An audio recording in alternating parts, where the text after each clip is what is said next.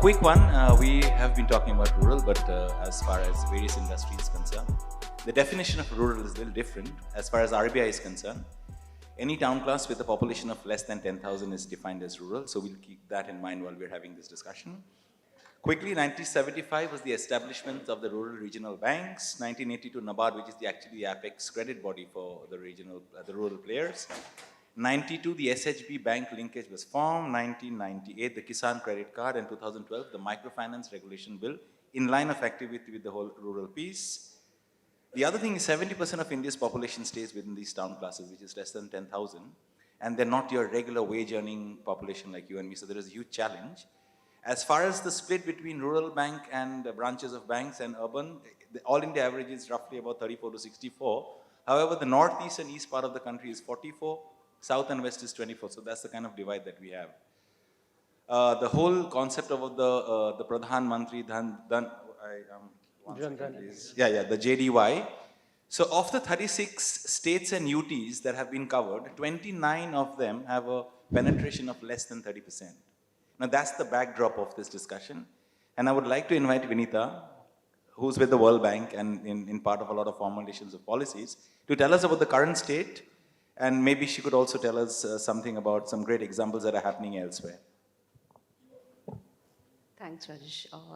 So just to give a quick reality check of the rural banking and financial inclusion scenario across the country, I would just like to quote the recent survey done by NABARD, the NAFIS survey, NABARD Financial Inclusion Survey, which brings out quite startling facts. I'm sure most of you would have read it, but just to reiterate some of those glaring facts, around 48% of the households are agricultural, okay, and 50% of the agricultural households only report savings. And besides that, the investments for about more than 10,000, 60% of that really came from informal sources and not through any formal banking mechanisms. And 32% of the households only reported old age pensions, and less than 12% where it is financially literate. So that's the reality that we're looking at in the rural banking sector. In spite of all the pilot initiatives that are going on from the private sector side, this is the macro level scenario that we need to address. If you look at the recent Brookings financial scoring, Brookings Financial Institution scoring in 2017, I think we were 12th in the ranking amongst 26 countries, and so behind Kenya and Brazil also. 72% of financial inclusion is what India had compared to about 86% that Kenya had. So what do these countries have that we don't have? So basically, I think the issues that stare at our face today in terms of rural banking is, one is of course uncertainty and default risk that we have, the lack of credit information, and of course the tyranny of collateral, as we all as bankers here would agree. So I think going forward from this discussion, we look at solutions to these glaring facts. Yeah, so give it over to the next person thank you. Raul, since you represent one of the large commercial banks in India, if you look at microfinance institutions versus public sector banks versus private commercial banks, what's your take? How would you address the situation? What are the challenges you face? Because we've heard a lot in terms of the cost of transaction in rural areas are not profitable enough. Literacy is fairly low as far as financial products are concerned. So what's your take? What's your organization's take in these challenges, and how do you deal with them when you have to have your rural inclusion rather?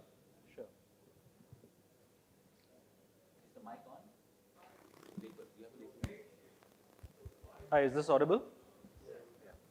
First and foremost, really privileged to be at this August gathering. So I'll take your question in a minute, but I'll first answer probably the topical question. Has the entire banking strides being made in the last few years left specifically rural and semi-urban behind? So if you ask what do really banks solve for, they solve basically 4 very specific needs of customers. You have lending, deposits, payments, and insurance, right? And I would kind of rate the banking strides in rural and semi-urban to be slightly, to have done a little better job in terms of lending and payments, and a lot of more work probably to do in insurance, insurance, and probably you said Jan Dhan is only 36%. So deposits is still a little way off. Now, why would I score lending and payments in terms of slightly better off. One is if you look at probably the rural and semi-urban branches today, they absorb probably 46% of the total credit. And what really goes into rural credit? In the last few years, we have seen a significant growth in, you mentioned microfinance, agri loans, two-wheeler loans, micro loans to enterprises, both manufacturing and services. In fact, agri credit today is about 11 trillion, and the lending by microfinance entities and small finance banks and banks to low-income households has also touched 3 trillion. So the growth rates of these two specific segments have been phenomenal. I think post-demon, the microcredit to the micro lending to low-income households was growing by about 60% CAGR, and even post-demon, it was about 40%. So you have to give it up to both small finance banks, regular commercial banks, and NBFC MFIs for lending to large number of customers. I think it's about, and even the SHG groups, it's about, in total, about 100 million customers just serviced by that segment. Now let me come to payments. Payments, one would say that, we urban folks in metro have the option of using QR payments, UPI, etc. But what the government has done really with JAM is really given rural folks an opportunity to make seamless payments using APS, Aadhaar-enabled payment systems. APS today is about 250 million financial and 250 million non-financial transactions, which is growing at about 800% CAGR for the last 3 years. So I would say payments also has really picked up in rural. Insurance, as I said, there's a lot of scope for improvement. They're just about 15% insurance penetration in rural, and the Jan Dhan has done a great job in terms of giving deposit accounts to a lot of people. But yes, the amount of money that is there in those accounts, kind of speaks for itself. So that's where I think rural scores versus urban and metro. Now, what are the challenges? The specific questions you asked me. Bankers hear of MCLR. I would still coin MCLR as the challenge acronym for what we face in rural branches versus non-rural branches. So let me just paint the number of banking branches that are out there. Today, there are about 150,000 banking branches. 36% of these branches in metro, 28% in semi-urban, and another 36% in rural. Now, if you ask any scheduled commercial banker, they'll tell you that a metro-urban branch will break even in 18 to 24 months. But a rural branch will break in only after 36 months. So what's that problem? One, the density. Very low number of households to serve. Number two, cost. The cost of delivery. Urban folks use digital. Rural folks are yet to come up to speed, so there's a lot of touch and feel. You've got to do doorstep delivery, doorstep collections. Somebody said the value of transactions are equal in urban and rural, but I beg to differ that we see a big difference in terms of value of transactions. So value is low. And lastly, risk. You talked about risk. The visibility of rural customers on a credit bureau is much lower than the visibility that urban and metro customers have. So there is a big blind spot when you're underwriting a rural customer. Now, have banks made a shift in terms of dealing with these challenges? I would think definitely so. I can quote from us and some other banks. With regards to distribution, we have organically lowered down the kind of fanciness of our branches. We have located our branches in much more conducive areas. You locate your branches in mandis, it gives you a much more kicker. Partnerships, the gentleman from Manipal here, he runs 50 of my branches today. Thankfully, RBI gives us the leg room now not to run branches as bank outlets, but you can run it as BC outlets. So just on a micro ATM, a Manipal group can run a branch for me. The micro ATM can do multiple functionalities. It can do deposits, payments, transfers, cross-sell insurance. It can also generate leads for me. So those are kind of advancements that are happening. When you talk about risk and product innovation, we see a lot of the FMCG guys and the telco guys have taught us how to go in sachets. So we are trying to do the same satellitization of financial products. So how to sell low value insurance and basically make your financial products also conducive for that rural customer. So these are my opening, and I hope it's not too long comments before I pass. So all three things that I kind of come across while you were talking is that one is that you're saying a fair amount of your portfolio is in the rural sector. But normally what happens is, vis-a-vis when I say rural and urban, the NPAs are 2.5 times in the rural. So A, I'll come back to you with these questions. A, does that make commercial banks a little more susceptible not to lend? Because the way the economy is moving, I don't want a 7.5% NPA running on my bank because I don't have that kind of spreads when I'm running a bank. That's number one. Number two is that since the whole thing of you have to have one, so if you need a branch license in a metro, you need to open 1 or 1.5 in a in a rural place. Is about 7 to 8 years old technically. So does that mean that we are not able to understand delivery mechanisms in the rural piece? That's why we believe the traditional way cost of transaction is much higher. Maybe because we never thought through how to actually reach the rural customer. And the third is somebody was talking in the morning, the last panel discussion, that insurance. So if I'm looking at farmers, so one of the typical insurance they would have is crop insurance, but very, very few banks, NBFCs or insurance companies are proactively selling crop insurance because it's extremely seasonal and it becomes heavy when that has to be re-underwritten by an insurance company. So these three things, maybe I'll come back to you. Sure. But in the meanwhile, Himanshu, so we've all heard about, BPOs or maybe intelligence centers or call centers running out of various metros and maybe sometimes a little into metro. But Himanshu here has a business model where he's actually running call centers and BPOs from within rural, rural geographies. So Himanshu, why don't you tell us that and how that is creating financial inclusion in this rural world? Yeah, sure. So I represent Vision India Services. We are into people and process solution, customized solutions in the sphere of staffing, rural BPO, and advisory services. Our, the forward business integration of our capabilities powered us to venture into rural BPO. We have got our skill development division as well. We are partnering NSDC. And that is where we create capability to cater to our clients when it comes to rural BPO. Now, why we have chosen rural BPO? One of the research says that 67% of people who work in rural BPO, they are from tier 2 or tier 3 cities. And that's where we thought that there is a business model because the cost will be on a lower side and the attrition rate will be also on a lower side. And if we build the capacity through our skill development division, then we can cater to our customers. And this will also help in the financial inclusiveness and giving the opportunity to those people to access the banking or the financial products. And that's where, as on date, we have close to 15,000 associates working with us with 129 branches across India. We are offering voice, non-voice solutions to our customers. And out of 12,000 people, 9,000 are female. Now, this is where we are differentiating ourselves from the rest of the world. 9,000 females, we have given them tabs. And they are typically homemakers in tier 2, tier 3 cities. And they check on to their tab, and we have a process. So we flash this process or the option to work, and they have a choice to select to work for that process or otherwise. Once they opt for it, then the script is there.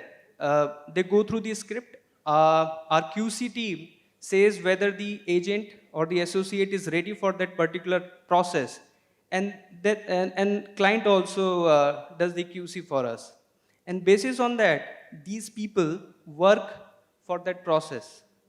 And in that entire scheme of things, these women are earning 6,000 to 16,000 rupees in a month.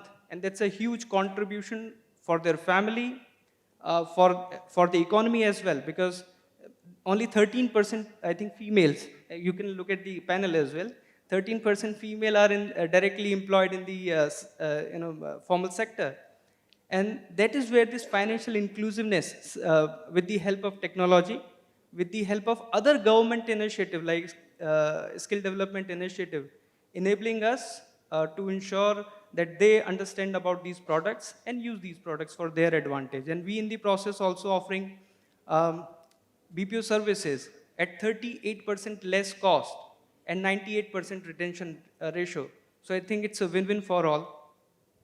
Thanks, Himanshu. I think one of the light that throws us plus Rawls mention of, we learn from FMCGs when we create sachets representing 500 ml bottles. The fact is that rural India's economy, the way we've always seen it for the last maybe 7 to 8 years, is always farm driven, agri product driven.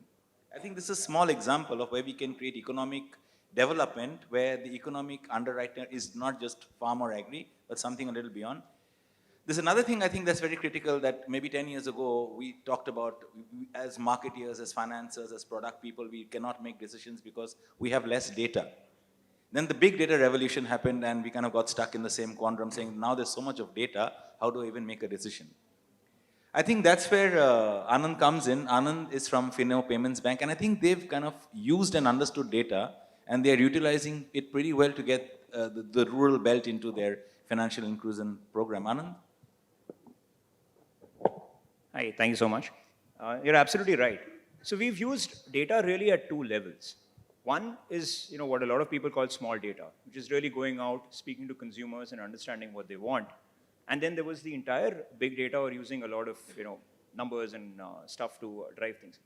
So when we spent time with our consumers, when we were refining our business model, we really figured that let's keep the business thing very, very simple. And that's really, what has governed our business model, which we call the phygital banking model. So we went back to the drawing board and said, hey, look, what is a bank? What does this guy want? A bank is simply a place where this guy, this consumer, wherever he or she may be, can access their cash or use it the way they want it and when they want it. Fantastic. So what did we do? We've gone about creating about 1.5 lakh distribution points across the country, 80% of them being in rural markets, where a consumer can walk in, deposit cash, withdraw cash. I mean, there are 40,000 micro ATMs across the country, so just about anybody can go ahead and transact. AEPS, the work's out there. So we got essentially this whole, by understanding the need. So one was being able to address their cash issues. The other thing that we figured was that, look, cash is king, right? Cash is not a bad word. Cash is still legal in our country as of right now, right? So what did we do? We started digitizing cash for them. And this entire network is really, really focused on helping the consumer digitize his or her cash. In fact, even our partners use this for this. So these kind of insights on where the challenge is. Look, I've got tons of cash. What do I do with it? Oh, I'm a daily wage earner. And what happens when I fall ill? Hence, I need a hospi cash kind of an insurance product. Really helped us first to set up our business model and get it right. So when I heard a lot of folks in the morning talking about challenges of the rural economy and the market, to us, it really spelled opportunity at every single step. And that's how the trajectory has been. Then came the entire big data revolution. And that's the point that Kaushik mentioned. We capture the lat long of every single transaction that we do. And all that stuff is on a map, which basically means that in real time, virtually real time, I know what is happening, what kind of a transaction, where. Then we said, okay, very good, what can we do with this? We started figuring out all the available public information here, and here we work with a partner, a company called Latlong based out of Bangalore, where we said, okay, they have all access to data which is publicly available, so population density, income, availability of ATMs, healthcare, name it and it's probably available. And then we started saying that, look, which are these territories that we are doing well?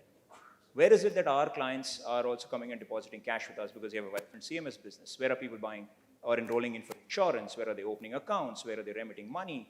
Where are they withdrawing cash? And then basis this, we started saying, hey, look, we seem to be doing very well in this geography. Fantastic, very good. Which are the geographies which are similar to that? Okay, fantastic, that's where you go. So if you're doing very, very well, for example, let's say in Nagaur in Rajasthan, which is where I'm just coming in form, we said, hey, look, you know what? Dholpur seems to be operating in a similar way. So why not go there and set up distribution and grow the network there? Now what this does is that you start offering products which are very relevant to our market in a very, very efficient way. And then that's how you really build up a franchise which has a very phygital model. Phygital in the sense, acquire a customer physically because there's a certain process to acquire him, so you can't do a lot of things end-to-end digitally. But then once in, through these 1.53 lakh merchant points, help the consumer transit, help the consumer get digital, help this consumer start using apps and stuff, and then move him or her onto a journey where they're really a part of the entire banking system. And that, in our sense, really works from a financial inclusion perspective also, because what you have is a confident consumer who's cracked this very threatening, scary thing called banking. And that's how really build on it. So small data of understanding consumers and big data of latitude, longitude, locational analytics really, really worked for us in terms of building up a very successful franchise. Thanks, Anand. So while we were actually kind of miking up for this particular panel discussion 1 hour ago, you were talking about how fintech can actually create a balanced environment across the whole rural sector. And that's where Alok put in something very, very, hard-hitting, saying most fintech companies are VC-sponsored. And when you're a VC-sponsored company, you expect 6x in about 18 months. And the rural belt may not allow you so much of time space to actually give you a 6x return. So most fintech companies are preserving their operations for the metro tiers. In that context, Alok, the fact that cost of transactions are high, fintech is not exactly something that goes into the rural part of India. Your NPAs are high. Even the deposit mobilization, as they call it, is difficult for rural banks because they can't touch the village rich. They have the commercial schedules banks for them. So in this environment, how do you think the whole rural banking system can be really making its buck? Yeah, Rajesh, before I talk about the rural spectrum of this question, let me touch upon the urban spectrum so that we are able to make the differentiation a lot clearer. See, when we talk about the urban spectrum, and we talk about digital payments, so we all understand that India has been blessed so as to be, with multiple digital channels, be it your UPIs, be it your cards, be it your Aadhaar pays and all. So what it leads to is two things. One is a lot of confusion, both in terms of the customers on what is the channel should I use, and second, in terms of the merchants, how to accept that digital payment and contribute towards the digital journey of those payments. That would lead to the banking piece. Now, in the urban centers, this is clearly defined where large majority of people would have cards or would have apps on their mobiles where they can transact with the end merchant and make their businesses. Yeah. If you look at the rural part, now there essentially, since the last panel, in the last panel discussion, there was a lot of talk about those folks using TikTok videos and subscribing to a lot more smartphones. But there is still a gap. There is still a gap wherein the users would still carry a feature phone and not have that smartphone capability, but still have that drive to use a banking product. How do you fill that gap? So that is where technology comes in. That is where the fintechs have to focus on the technology piece and address that gap. Now, interestingly, I read somewhere that in a couple of weeks, 20th century would be, moving away from its teens and moving into the 20s. And we are still talking about feature phones. And that was something that was carried 11 years back. Yeah, but then we need to understand that the cost parameters that are associated with any technology, they cannot be just thrown away.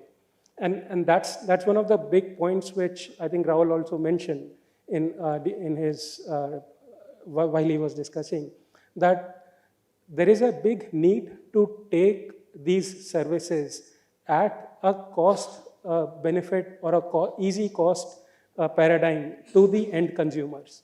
What does that translate into? Does that means that can fintechs take over some part of that cost for the banks?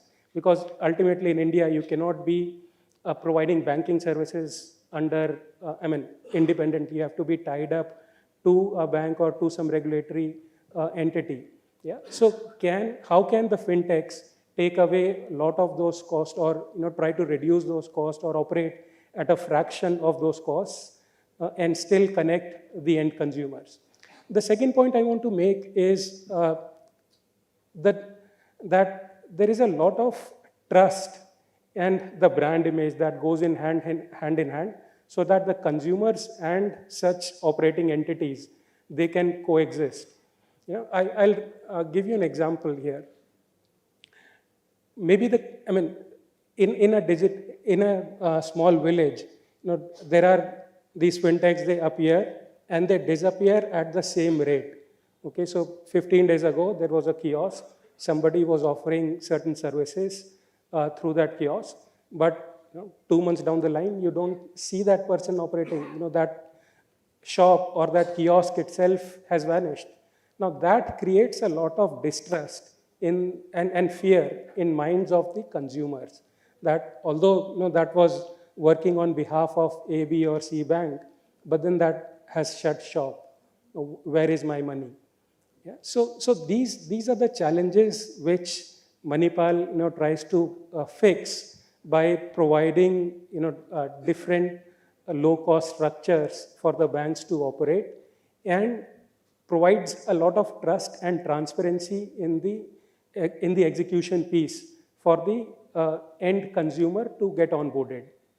Right. So at that point, Alok, I'd like to come back to Vinita, saying that we're speaking about India, but you have had, your kind of window is much more bigger than just India, and you've had enough global learnings. So would you like to share with us whether it's the brand or whether it's the technology or whether it's the piece or the literacy that actually drives a lot of these kind of things outside the country? Like I just mentioned in the last bit that, Kenya exceeds us in terms of financial inclusion with over 86%. And so what did Kenya do right if you just look at that country? First of all, I think it's a focused attempt right from the policy level. If you see the policy, they had a 5-year blueprint for economic recovery, followed by a Vision 2030, which they really followed it to the T and focused attempts to roll it out, and followed by regulatory frameworks in place. And where we lag behind in the financial inclusion scorecard in India is also in the regulatory environments, not so much in the country commitment or mobile inclusion per se, but it's in regulatory environments. That's where we really need to work on.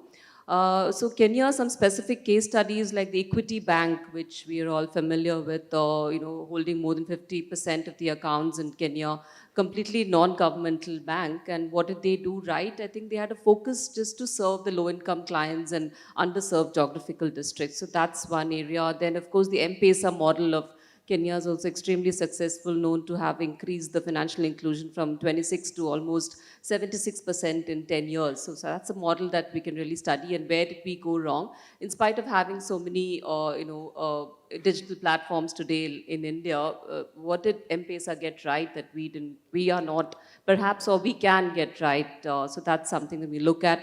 And if you look at other countries also, like MFIs are doing pretty well in India, of course, means like really remarkable growth story of microfinance institutions. But again, probably a target in the clientele would help. More focused, deep diving targets like Grameen Bank really excluded those households which had assets worth more than 1 acre of land. So they clearly focused on women with functionally, coming from functionally landless households. So they had a focused clientele there.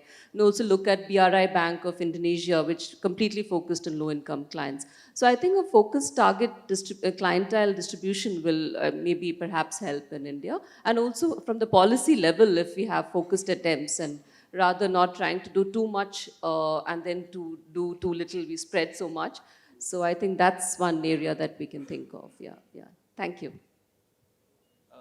Coming to you, Raul, MFIs have done a lot for the rural economy, and 10 of them have become small finance banks 3 years ago. Now, even though they're not constrained geographically, they're very selective. So personally, I believe that it is the large public sector banks and the large commercial banks, like the one you represent, Raul, which will actually have to pick up the mantle if India has to be truly covered in the rural sector.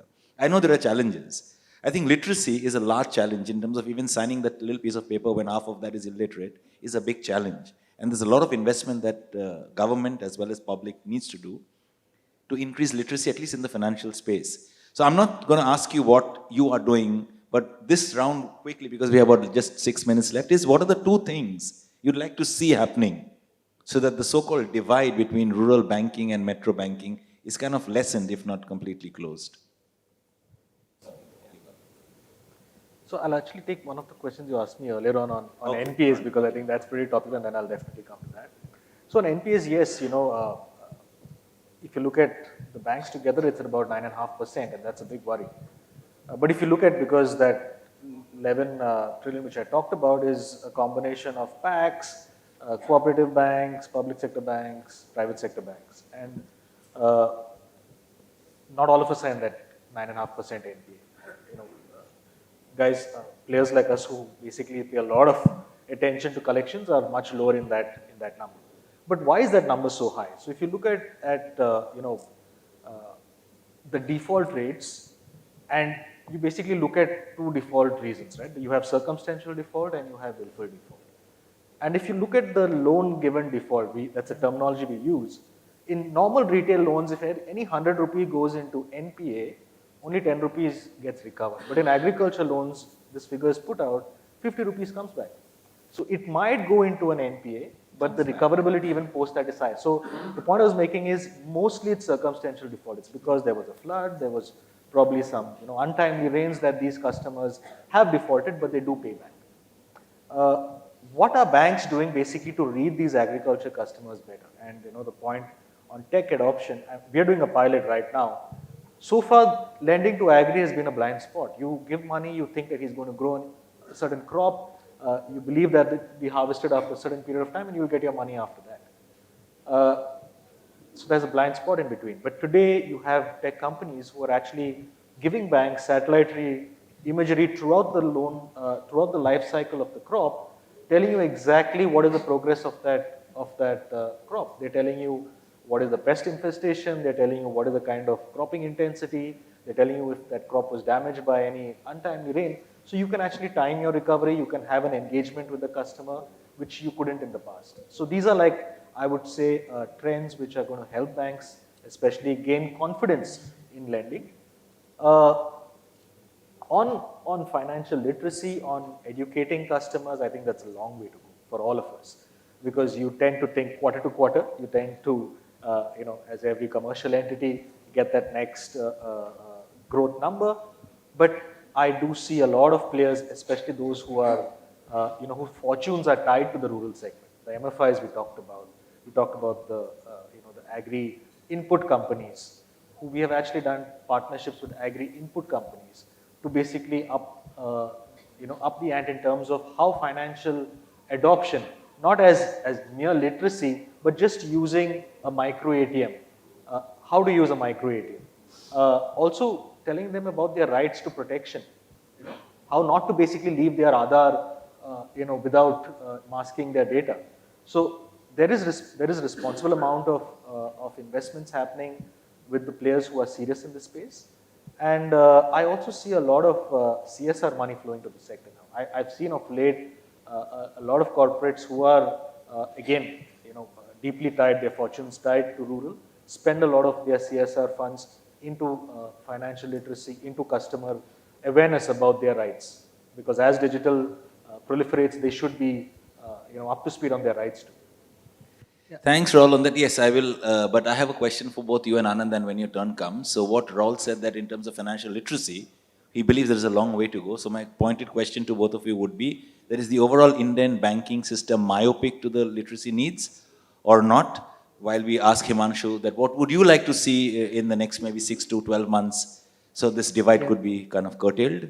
Yeah, so I wish to add what we are doing on the financial literacy and what government program like skill development programs are contributing towards financial literacy in tier 2, tier 3 cities.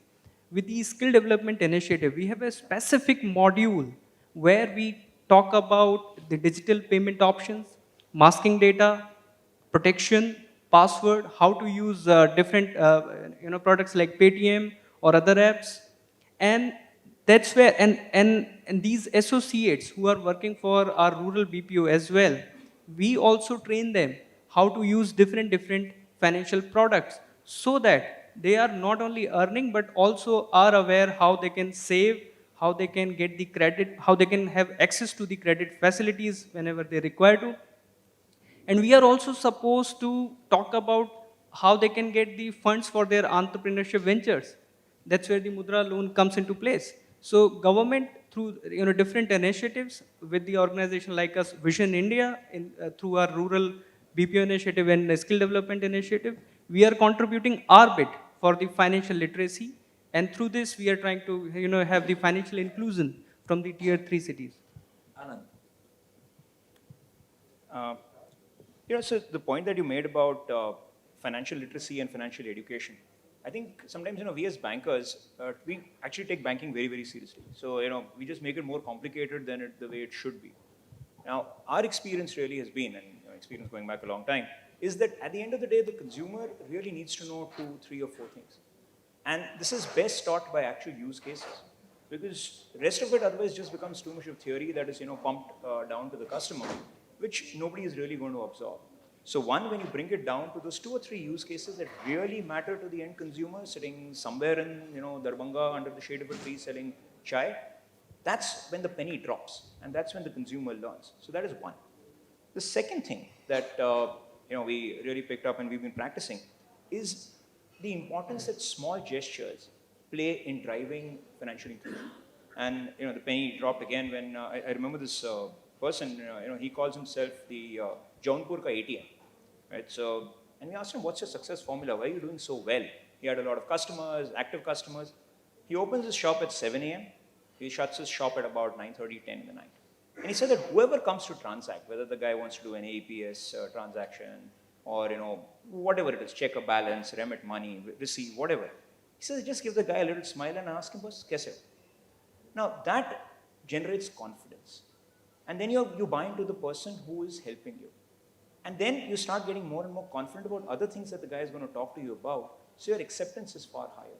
So these last mile gestures, actually you'll be surprised that they can really, really accelerate the rate of adoption of even the so-called threatening, complicated things called banking.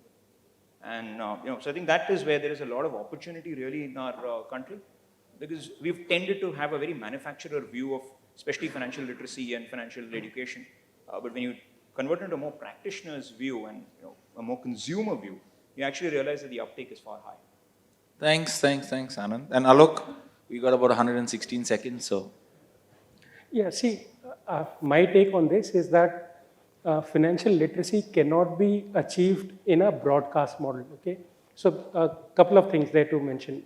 One is that the information that you are trying to disseminate, today, the amount of time that it takes to reach to the last mile, by the time that information itself has become stale. So there needs to be a platform through which that information can be disseminated in a timely manner. So that is where some of the pieces which Manipal tries to address is that providing that platform wherein like you can post that information and that gets disseminated to a large number of spokes, which in turn become your key influencers and champion your cause in that vicinity.